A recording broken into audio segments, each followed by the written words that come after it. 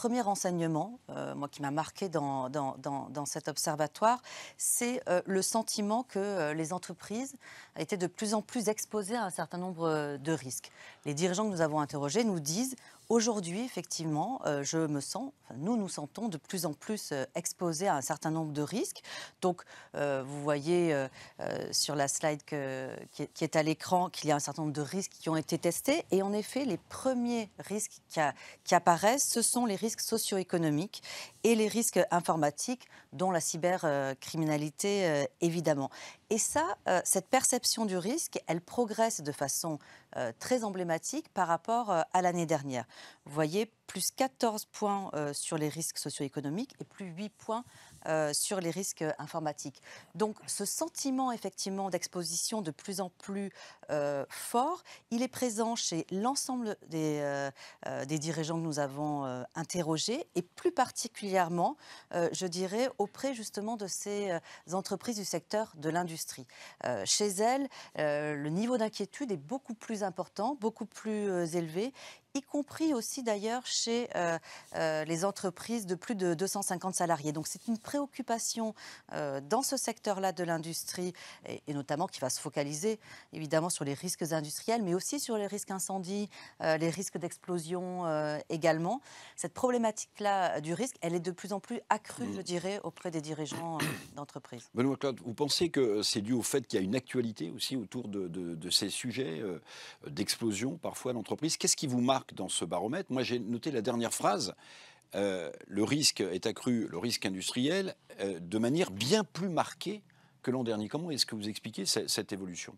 Alors, il y a plusieurs facteurs. Il y a un facteur conjoncturel avec la crise en Ukraine qui fait que, je pense que c'est il y a aussi un sentiment d'insécurité, plutôt que de faits constatés de sécurité, d'atteinte à la sécurité. C'est un peu les deux. Ce qu'on constate, c'est qu'il y a une prise de conscience effectivement des risques, et vous parliez des risques cyber, et dans l'industrie, on le voit de plus en plus, nous, on fait un focus sur les systèmes d'information industriels qui sont vitaux pour la nation, pour de grandes entreprises qui nous concernent. Et là, on s'aperçoit qu'effectivement, l'industrie est de plus en plus liée aux systèmes d'information. Interne, hein, c'est pas forcément lié à Internet, mais ces systèmes d'information, on s'est rendu compte qu'ils étaient vulnérables. Ils sont très vulnérables et l'État, et l'ANSSI en particulier, l'Agence nationale de sécurité des systèmes d'information, veille à ce que les entreprises majeures, critiques, sécurisent leurs systèmes d'information industriels. Donc je pense qu'il y a un peu un effet de perception globale qui augmente parce qu'il y a plus de sensibilisation.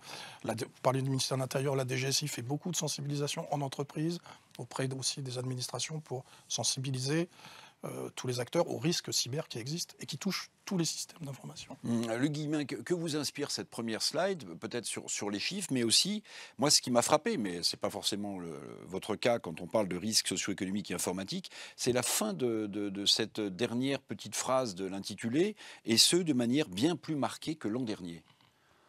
Oui, je crois qu'au moins sur la partie risque socio-économique, le constat, on le fait tous les jours en discutant avec nos clients, évidemment. Ces tensions, elles sont de plus en plus fortes. Alors, on a parlé du fait que ça a occupé beaucoup, ça a inquiété les grandes entreprises, mais je crois que ça inquiète en fait toutes les entreprises et les PME, PMI en France sont également soumis à des risques croissants sur ces sujets-là. Je pense notamment aux risques informatiques, où peut-être que les PME n'ont encore pas tout à fait pris conscience des risques auxquels elles étaient toutes exposées. Des vulnérabilités, il y en a partout, et je crois que ça fait aussi partie de notre rôle, entreprise de sécurité, de leur faire prendre conscience de l'exposition à ces risques et de les accompagner dans la façon de les réduire, ou en tout cas d'y faire face. Oui, parce que pour Securitas, résoudre, accompagner, défendre des entreprises, jusque y compris industrielles, c'est dans votre périmètre. C'est complémentaire de ce que vous faisiez avant, c'est complémentaire aussi de la sécurité publique. Oui. Et quand on est une entreprise de sécurité privée et en plus la première du secteur, on se doit en fait vraiment d'accompagner nos clients au-delà juste de la protection de leur site, mais vraiment de les accompagner sur l'ensemble de la gestion de leurs risques. Voilà, c'est comme ça qu'on envisage le partenariat avec nos clients.